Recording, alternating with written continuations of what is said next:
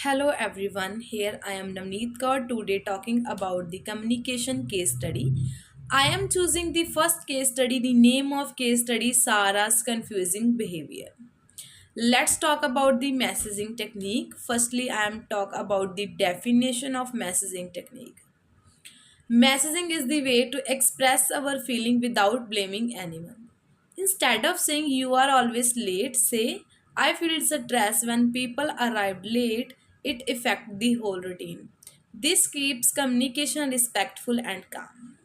For example, when we feel upset and uncomfortable, when we need to solve our problem calmly, sometimes we want to talk about our feeling in a respectful way.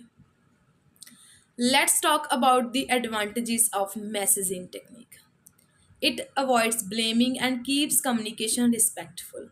It helps people to understand about our feelings. It reduces conflict. Now I'm talking about the disadvantages of messaging technique. The other people might not understand at first. If not said clearly, it can still cause confusion.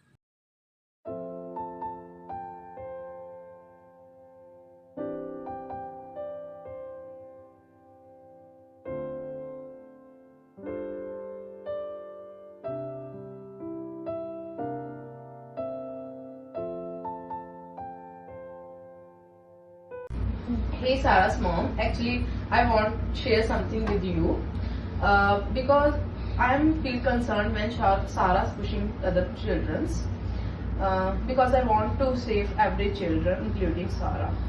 I don't know about that. She never do this at home. I understand, but I want to share what we have seen and working together to help her.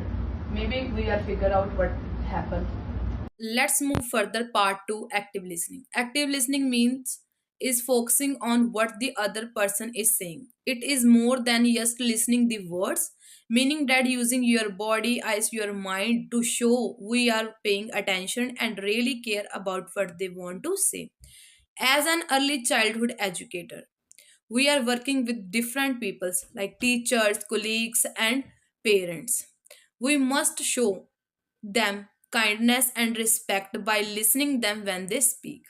For example, a colleague or parent is sharing something important. There is a concern or conflict. Let's talk about the advantages of active listening.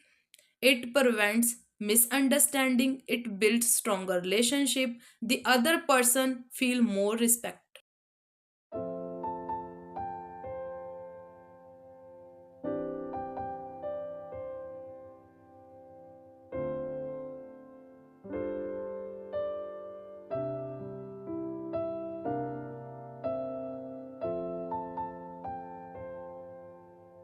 I think Sarah do not understand the classroom rules.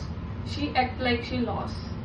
Actually, we have to teach her how to concentrate in the class, like eye contacting, facing the speaker, not interrupting, asking her questions, and summarize her concerns. Part third, other interpersonal communication skills. What is communication skills? In the early childhood education, we did not only work with children, we also work and talk with many adults like teachers, families, and supervisors. So, we need to use good communication skills, work together. In this part, I am talking about the different communication skills. For example, paraphrasing and open ended questions. What is paraphrasing? Paraphrasing means saying what the other people said but in our words. For example, someone is sharing problem or idea. We want to avoid misunderstanding.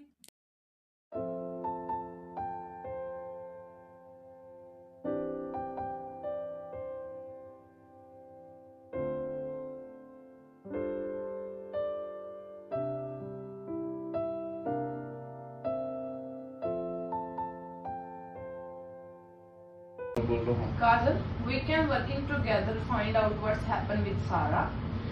This can help us to make a plan for Sarah's transition. Yes, I like this idea. Maybe she needs more time to move in activities. Okay. Using we shows that we are a team and it helps us to create a feeling of sport. Technique 2, open ended question. Open ended questions are questions that need more than yes or no answer. These questions help other person to explain more. For example, we want to build a trust and teamwork. We are trying to understand how other people feel and think.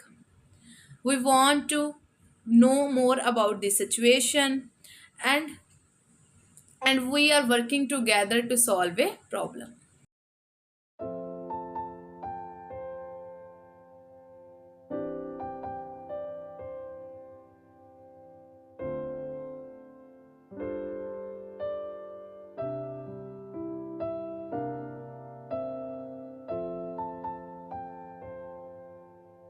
Hey Kajal, would you prefer to meet her in person or talk on the phone to know about the Sarah's behavior? Phone calls are better for me during week. Giving small choices make Part for interpersonal communication as a professional responsibility. Responsibilities as a humble student. I must act professionally when communicating with others. This means being honest, respectful, and cooperative. For example, if parents ask about their children, I must listen carefully and answer them properly.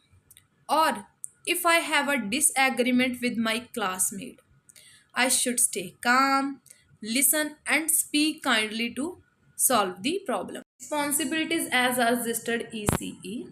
Once I graduate and register with the College of Early Childhood Educator, I must follow the code of ethics and standards of practices. Standard 1 is caring and responsive relationship.